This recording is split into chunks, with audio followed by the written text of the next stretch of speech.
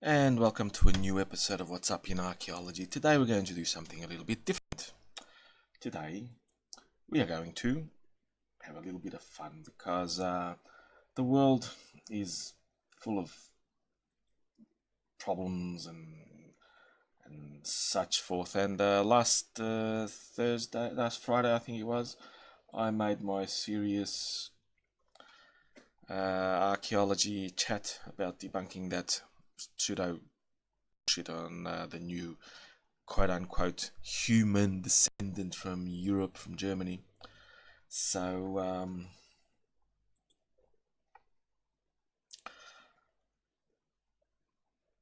are we live yet?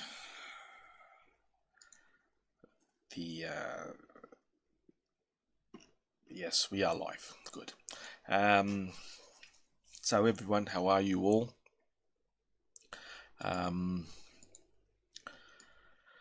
So today I'm going to do a little bit of light-hearted news, nothing too serious. It's all related to archaeology, but it's not really that serious, so bear with me. The first article I'm going to talk about is something from the movies, and I found this one interesting.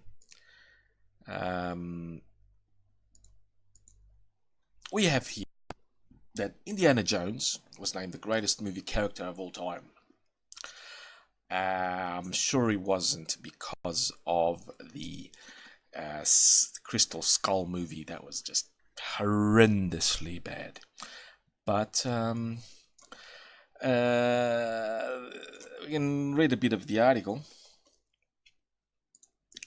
Los Angeles, Indiana Jones has been voted the greatest movie character of all time by readers of Total Film magazine. So only a magazine has voted for him. And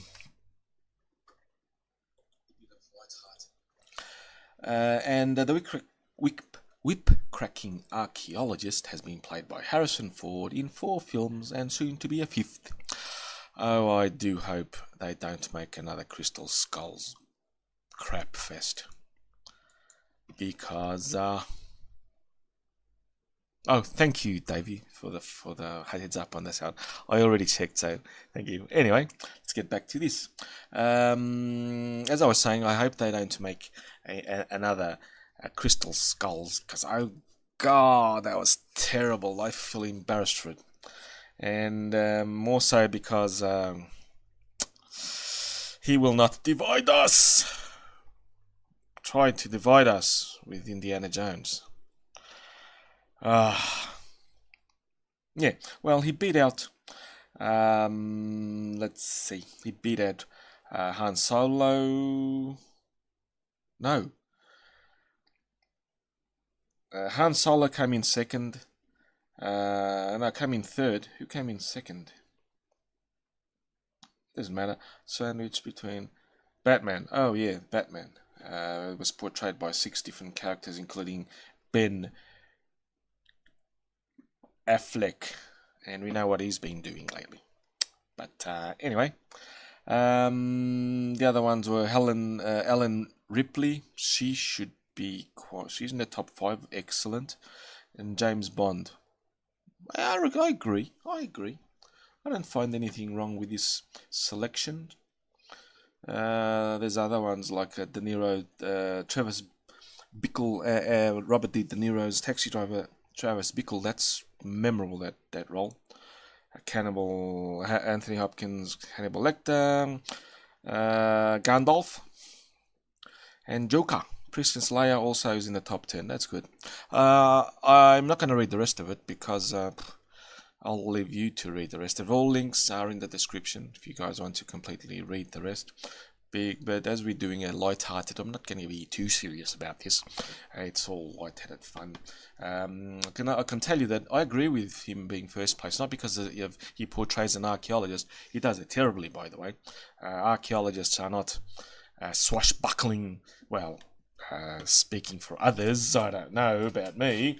I used to be swashbuckling and all that, but I didn't have a whip though. I did have a hat. It was a beanie. No, it was one of those. It was a cap and a beanie as well, because it was cold sometimes in Melbourne. But he didn't inspire me to be an archaeologist, by the way. Neither were any of the movies. Was when I went in year 9 to see an exhibition of Tutankhamun, and I read about what was his name? I forget names. Howard Carter. That Howard Carter was the one that actually inspired me to become an archaeologist. So, but I did enjoy the movies, and I enjoyed Raiders of the Lost Ark, the Temple of Doom, and what was the other one? Temple of Doom, and third one. I can't remember it, but yeah, but archaeology is so fascinating. There's been a lot of movies made. I think I agree with that because apart from the really cracky black and white 30s, 40s, 50s movies with Boris Karloff and etc., which portrayed the bumbling archaeologist with a red hot daughter. Well, there's a merit in that. I'm not going to disagree with that. But then we have the Mummy, the funny Mummy series, not the original Boris Karloff and that sort of mummies, but with Brendan Fraser was quite good. Yes, I am lagging, man. I'm sorry about that. I'll try and reduce my bandwidth to the minimum usage, turn off everything that I'm not going to need. So I'm having problems this week with streaming. So let's see how is the. You can see part of my backdrop. You will see it soon. So. Yeah, it's not too good. But anyway, I'll do my best, and I apologize for the streaming, for the lag, for the problems with Portuguese internet sometimes. Well, my house's internet's not Portuguese, so. Sheila Boff. Thank you, Gunny. But I try not to mention Shia. He brings me piles and stuff. But yeah, I hope you got most of the gist of what I was saying, how I grew up with gingivitis. So yeah, Indiana Jones from this magazine, I'll accept it. I have other characters, more favorite characters in mind, but I won't say them. Doesn't matter. Anyway, next one. This reminded me, this next article, an artifact of Caligula's ship.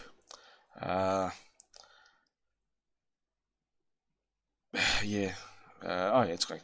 Caligula's ship. How's the... I turned it off. How's the transmission now, guys, just before I go on? And while that, I'll say hello to everyone in the chat. Could wait a few seconds while I have a drink.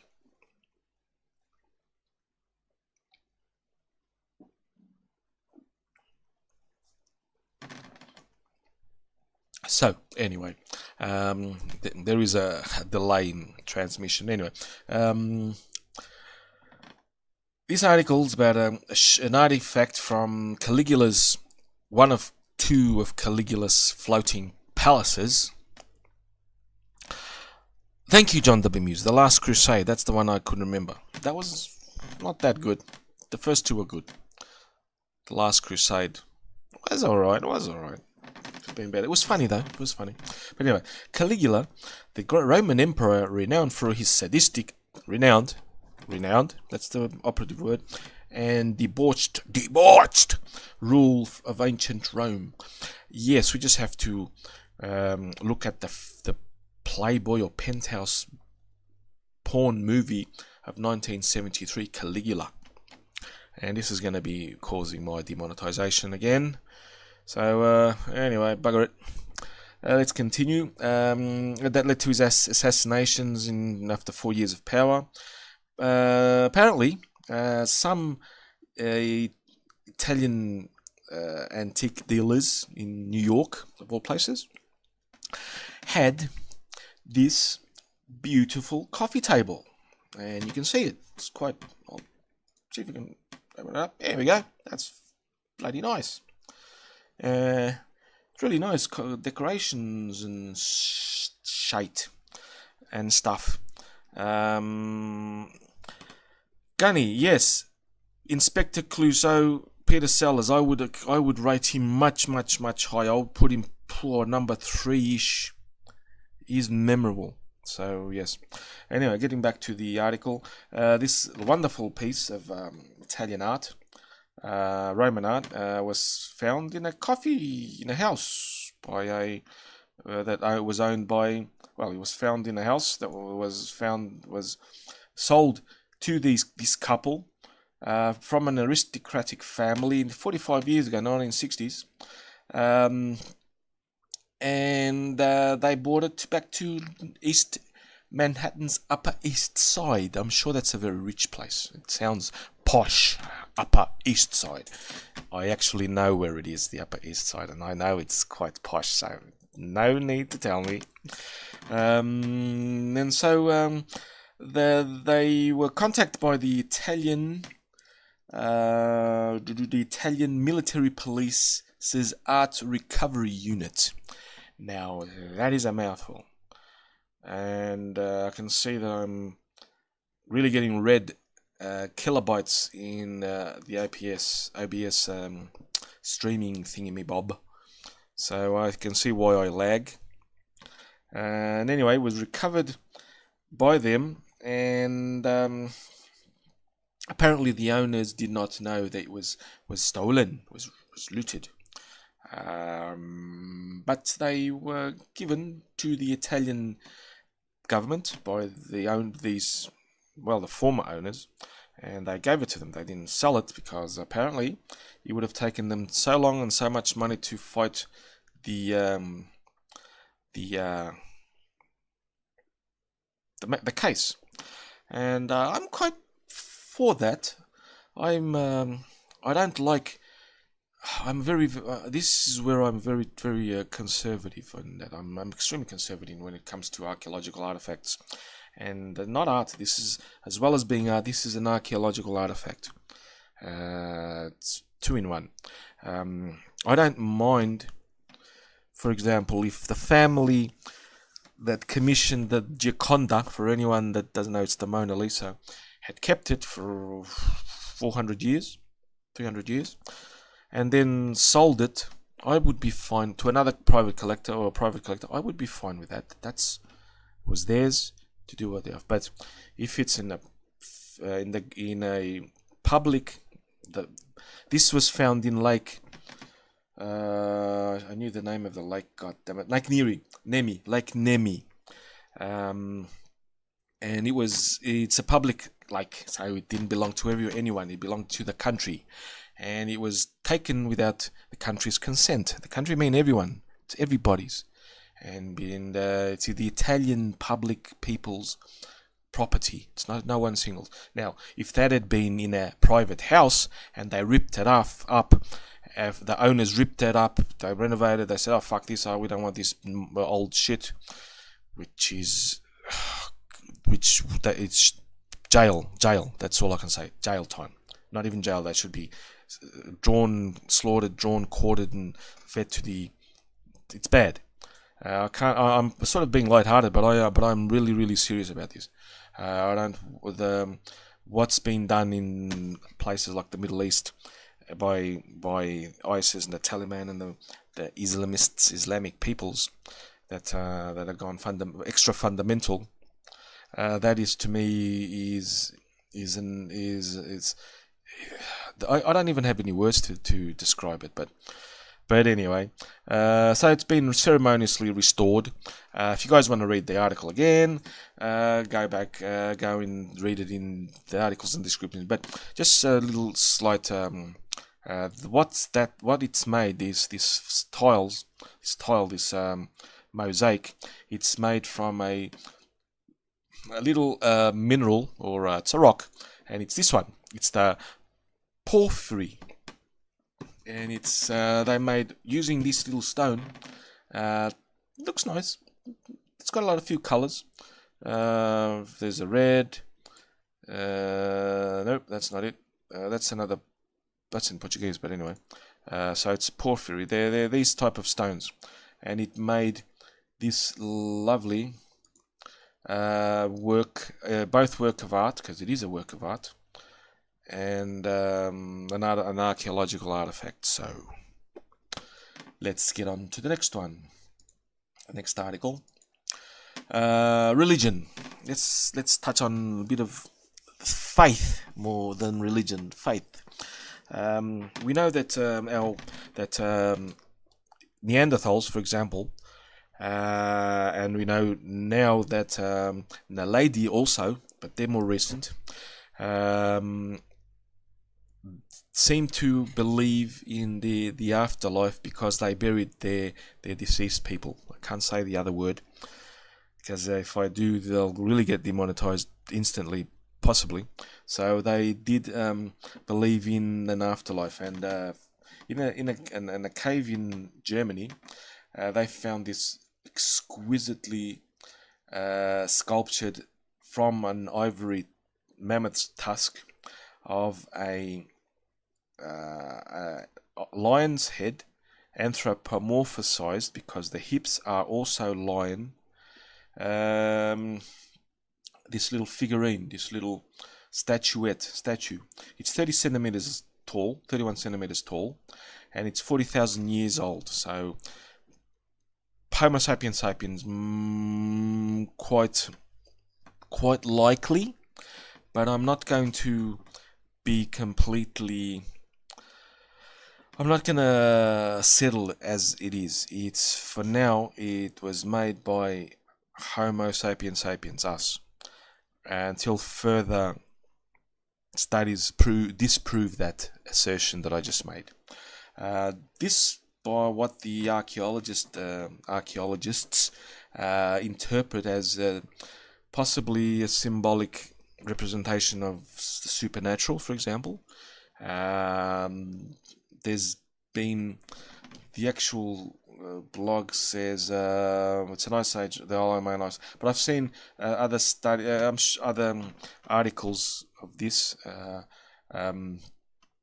basically calling it a god, quote unquote, by the way. I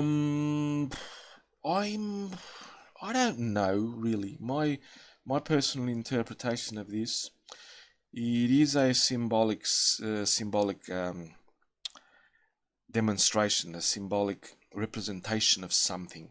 It could be a symbolic representation of, to me, this is my opinion now, this is where I give my opinion. My assertions, my hypotheses, I can't prove them. The archaeologists who are studying them may prove it, will prove it, disprove it, whatever. Hi, Hagbard. Oh, God. I needed to know how to, in the future, because I'm using OBS, I want to know how I can invite people on OBS.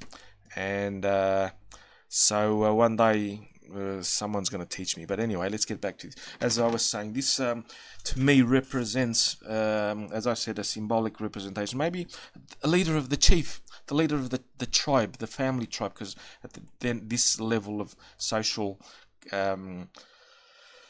hierarchy type social structure was a tribe, an extended family, most likely. So to me, it could be the symbolic representation of the chief of the tribe, or I'm not putting it out there. I will be looking for it, because whenever I do a, for example, one of these episodes, I always keep an eye out for any new developments. So then this is my neck of the woods. This period around the 40,000 year mark to around the 22,000 year mark is my specialty, in fact. It's my special interest. And anything that comes from that period, I always sprigs my attention, comes to my attention. There's a video which let's see, what's the time? Yeah, I'm gonna play it. Bugger it. I wasn't gonna play it, but why not? I know you guys can see it, so we'll just have a look, and I'll pause it. It's in German, by the way, and so yeah. Hohlensteinstadel 1939. Im Spätsommer vor 70 Jahren entdecken Ausgräber in den eiszeitlichen Schichten der Höhle unzählige Elfenbeinsplitter. So this was found in a German cave, and it's 40,000 years ago. You can see the entrance of the cave, and you see the lovely representation of the. I have to do this because of copyright, by the way. Sorry about that, guys. So yeah, it's a nice place. Der Kriegsausbruch verhindert eine weitere Untersuchung. 30 Jahre später setzt der Prähistoriker Joachim Hahn aus den Trümmern eine Plastik zusammen. Nach der abschließenden Restaurierung 1988 wird klar, es handelt sich um ein Mischwesen aus Raubkatzen. So yes, it happened in World War II, so we won't go into that. But here in this picture it is much better preserved. I'm sure because of the World War II, it must have been really, compared to the one I showed you guys, it was damaged. So yes. Und Mensch. Doch wie haben die steinzeitlichen Bewohner der Alp diese Statuette aus einem Mammutstoßzahn hergestellt? Ein Experiment soll Aufschluss darüber geben, wie der Löwenmensch entstanden ist. Ausgangspunkt ist das Original. Seine Maße werden auf einen modernen Elefantenstoßzahn übertragen. Zunächst gilt es, das Rohstück auf die gewünschte Länge zu bringen. This is a experimental archaeology. That's what an experimental archaeologist does. He tries to replicate how it was made using the tools of the time. And we know what the tools were because we've dug them up, because stone is very, very resilient. It lasts a lot. So that's what this video is about. It's the experimental archaeologist trying to make it. I probably want 6 minutes 14 seconds long. I probably won't play it a lot because my video will go probably too long. So let's get back to it. Mit einer Klinge wird der Stoßzahn rundherum eingekerbt. Für die Arbeit an der Statuette werden die gleichen Werkzeuge aus Feuer. You can see origination. They were Homo sapiens sapiens. Asturian were before with the Neanderthal, so now we're into origination. There's a little bit of a overlap. We think they were, when they started origination, we think they were possibly Homo sapiens, most likely, but we are still not too sure. About 35,000 years ago. Neanderthal was supposed to be extinct, but there are finding some later examples. For example, in Spain, they had later examples, slightly later example, not as old as that, but at least 38,000. So around the time. So let's origination, and you can see the outline here. No, you can't. God damn it! I know what. I'm gonna hide the chat, because the article's a bit more important than the chat. This one. God damn it. And we put the chat down. There we go.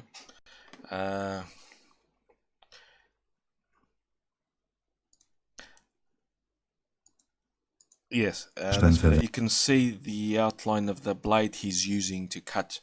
That's a flint blade cutting ivory tusk. Wie sie schon vor über 30.000 Jahren zur Verfügung standen. 5 mm tief und 4 mm breit. Dieses Gerät macht einen ziemlich guten Eindruck, wenn man vorne nämlich richtig...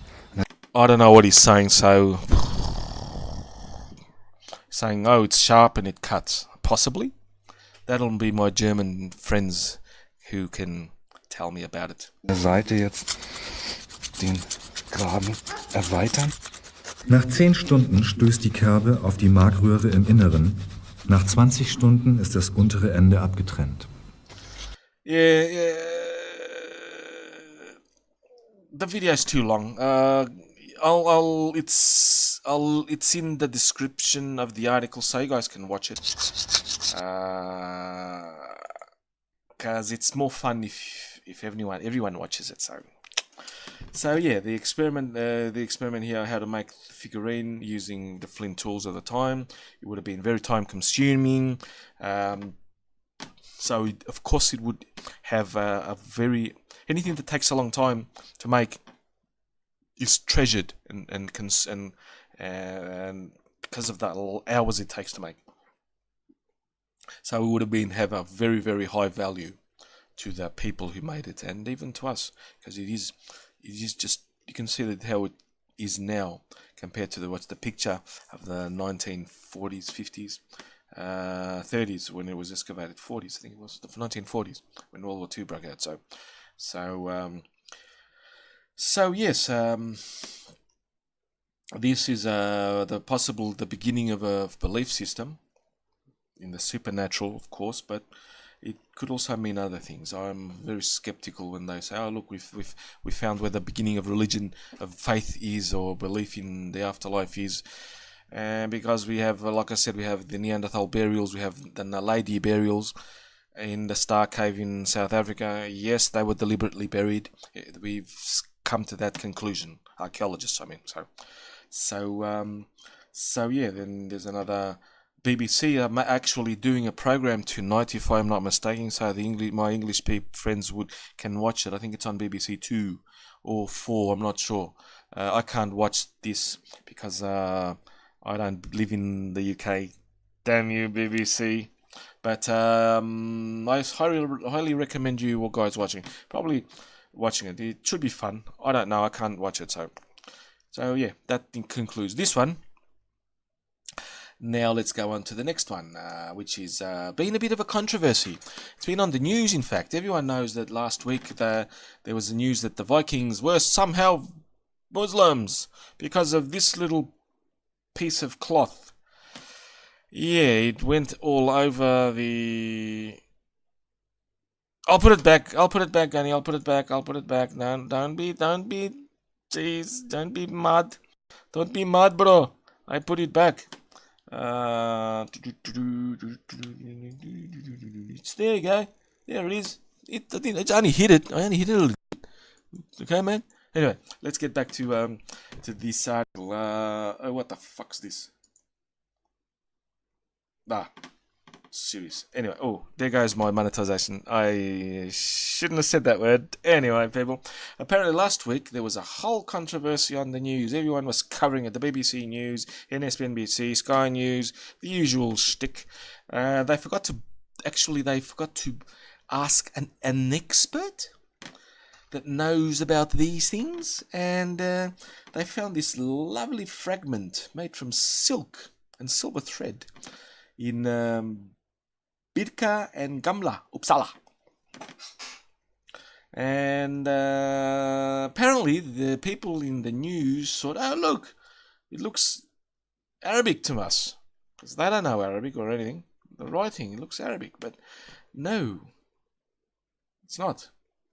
It's a pattern, even though the Vikings did have contact with the Islamic world, because they did go to the Black Sea and further down, because at that time parts of what is now Turkey already had areas of Islam, and we know that the Vikings also went into the Mediterranean and the southern Mediterranean southern Mediterranean shores. That's what I meant to say. Was an Islamic territory. So they had contact with the Islamic world, but this is not Islamic, this weave, and it's been thoroughly debunked, and people seem to think that the patterns say Allah or Ali. No, it does not mean any of that, and BBC has spent writing this article has spent your taxpayers' money, the Brits I'm talking about, your TV licenses, and you guys should start a petition to end TV licenses.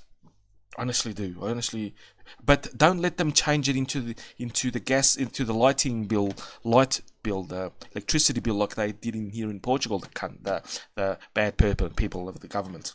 So yes, it's totally bullshit. What they say here does not represent Allah at all. It's been thoroughly debunked. You guys,